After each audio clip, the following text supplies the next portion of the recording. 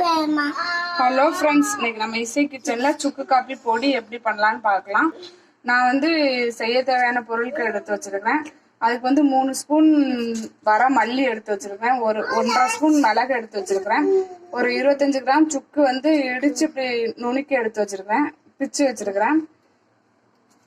இது வந்து கற்பூர வள்ளி, ஓம வள்ளின்னு சொல்லுவாங்க. அந்த இலைய வந்து நான் வெயில்ல காய வைக்கல, வீட்டுக்குள்ளேயே காய வச்சு எடுத்துருக்கிறேன். இது வந்து கருந்துளசி, அதையும் காய வச்சு வெயில்ல காய வைக்க கூடாது, வீட்டுக்குள்ள காய வச்சு எடுத்திருக்கேன். இப்ப இதை எப்படி பொடி பண்ணலாம் வாங்க பாக்கலாம். இது எல்லாத்தையும் மிக்ஸி ஜார்ல போட்டு அரைச்சுக்கலாம். சுக்கு, மிளகு, மல்லி. உங்களுக்கு வந்து மிளகு எவ்வளவு வேணுமோ உங்க காரத்துக்கு தகுந்த எடுத்துக்கோங்க. இது காரமா குடிச்சா நல்லா இருக்கும். இந்த இலையும் போட்டுக்கிறேன். ஓமவல்லி, கருந்துளசி அரைச்சு எடுத்து வந்துடலாம். இப்ப இதை அரைச்சு எடுத்துட்டு வந்தாச்சு. இது ஒரு பாக்ஸ்ல போட்டுக்கலாம்.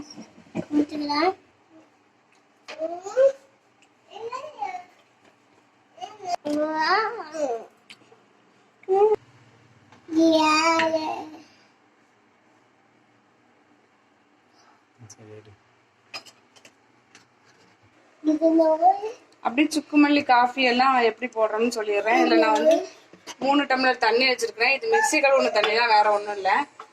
அதுல வந்து ரொம்ப காப்பி பொடி வேண்டாம், இது சும்மா லோக்கல்ல கிடைக்கிறது தான். ஒரு 1/2 ஸ்பூன் போடுறேன். இந்த ஸ்பூனுக்கு 1/2 ஸ்பூன் போட்டிருக்கேன். இந்த ஸ்பூனுக்கு 1/2 ஸ்பூன் போட்டா போதும் அந்த பொடி.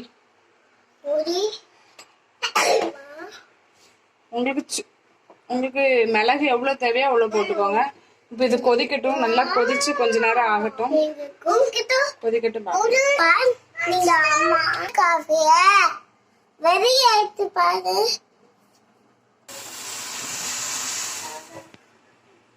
ஒரு 5 நிமிஷம் நல்லா கொதிக்கட்டும். அப்பதான் அதுல உள்ள சத்துலாம் இறங்கட்டும்.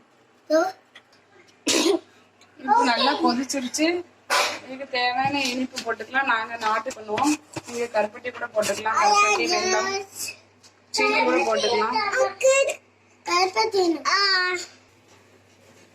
ஒரு 6 ஸ்பூன் போட்டிருக்கேன். கொஞ்சம் கொதிக்கட்டும், அந்த சீனி எல்லாம் கரையிற வரைக்கும் இருக்கட்டும்.